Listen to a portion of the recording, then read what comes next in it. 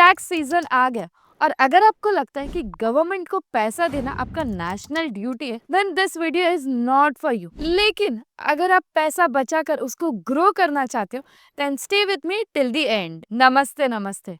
30 मार्च को last moment पे आप पीपीएफ या एफडी में पैसा इन्वेस्ट करने का सोच रहे हो और फिर रियलाइज होता है कि यार इसके रिटर्न्स तो काफी लो है। बुरा तो लगेगा ना? बुरा क्यों नहीं लगेगा?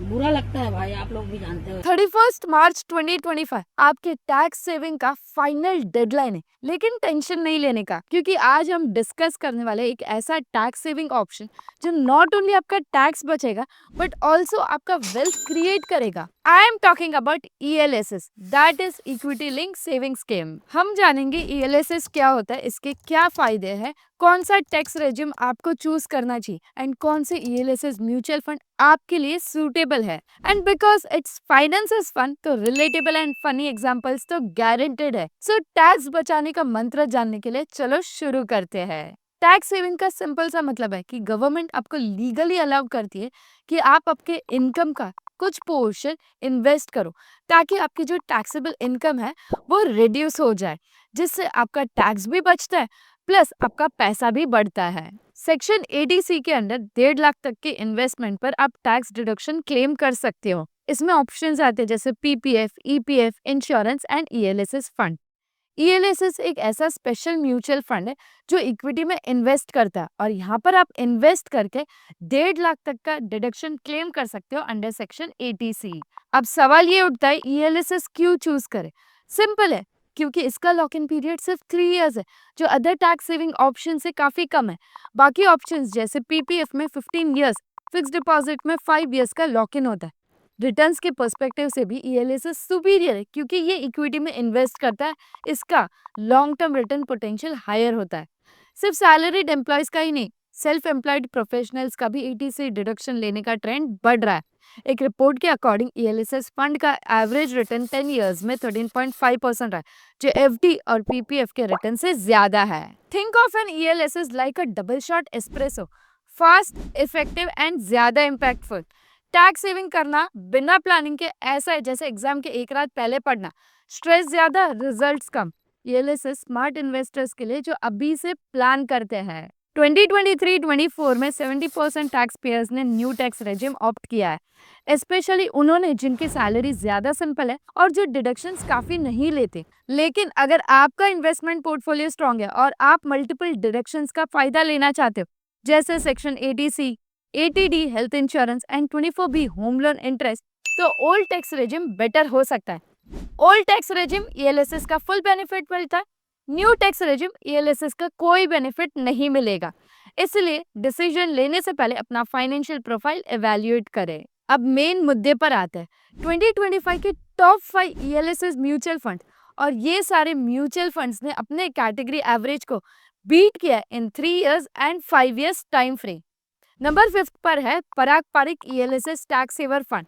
इनका 72% एलोकेशन ब्लू चिप स्टॉक्स में, like HDFC, Bajaj, Power Grid, Coal India etcetera. Current AUM size is 4,385 crore with major focus on banking and other sector. 5 years में 22% का CAGR रिटर्न्स दिया है और इसमें आप मिनिमम 1,000 रुपीज से अपना SIP स्टार्ट कर सकते हो। नंबर 4 पर है Motilal Oswal ELSS tax saver fund. इनका 71% एलोकेशन ब्लू चिप स्टॉक्स में, like Trent, Zomato, Kalyan Jewellers etcetera. Current AUM size is 4,186 crore with major focus on capital goods and other sectors. 5 years में 24% का CAGR रिटर्न्स दिया है और इसमें आप मिनिमम 500 रुपीज से अपना SIP स्टार्ट कर सकते हो। नंबर 3 पर है SBI long term equity fund. इनका 87% एलोकेशन ब्लू चिप स्टॉक्स में, like HDFC bank, Reliance, ICICI, Bharti Airtel etcetera. Current AUM size is 27,847 crore with major focus on banks and financial services. 5 years में 24% का CAGR returns दिया है और इसमें आप minimum 500 rupees से अपना SIP स्टार्ट कर सकते हो। नंबर 2 पर है bank of India ELSS fund. इनका 77% एलोकेशन ब्लू चिप स्टॉक्स में, like HDFC bank, SBI, Vedanta etcetera. Current AUM size is 1453 crore with major focus on banks and financial services. 5 years में 24% का CAGR returns दिया है और इसमें आप मिनिमम 500 रुपीज से अपना SIP स्टार्ट कर सकते हो। Number 1 Quant ELSS fund. इनका 93% allocation ब्लू चिप स्टॉक्स में है like Reliance Jio, Adani Power etcetera. Current AUM size is 10,512 crore with major focus on power generation. 5 years में 30% का CAGR रिटर्न्स दिए और इसमें भी आप मिनिमम 500 रुपीज से SIP स्टार्ट कर सकते हो। तो ये थे top 5 ELSS mutual funds for 2025। और हाँ, आपने नोटिस किया कि नहीं, ELSS funds blue chip and large cap में अपना मेजर पोर्शन इन्वेस्ट करते हैं ताकि आपका रिस्क कम हो जाए। और सिर्फ टैक्स सेविंग के लिए ही नहीं, बल्कि ब्लू चिप स्टॉक्स में इन्वेस्ट करने का भी एक अच्छा तरीका है ELSS फंड्स। ELSS फंड में 3 इयर्स का लॉक इन पीरियड होता है। तो अगर आप SIP करते हो तो हर मंथ के SIP से 3 इयर्स गिन लो लॉक इन पीरियड। ELSS के अंडर आप डिविडेंड पे आउट ऑप्शन भी चूज कर सकते हो अगर आपको रेगुलर इनकम चाहिए during the lock in period. अगर आप टैक्स सेविंग और वेल्थ क्रिएशन दोनों का कॉम्बो चाहते हो तो ELSS एक एक्सीलेंट चॉइस है, लेकिन सिर्फ तब जब आपका financial profile, risk appetite and goals इसके साथ अलाइन करते हो। और ये आपको कैसे समझेगा कि कितना रिस्क लेना है, कौन से गोल के लिए कौन सा म्यूचुअल फंड में इन्वेस्ट करना है? सिंपल है, आप हमसे वन ऑन वन कॉल पर बात कर सकते हो and I can help you with risk assessment, asset allocation and even to find best mutual fund for your portfolio। ज्यादा कुछ नहीं करना, डिस्क्रिप्शन में जाके one on one call book कर लो। रिमेंबर, ओल्ड टैक्स रेजिम में ELSS का टैक्स बेनिफिट मिलेगा, न्यू टैक्स रेजिम में नहीं मिलेगा। ELSS के लिए फंड्स वाइजली चूज करें based on past performance and fund manager.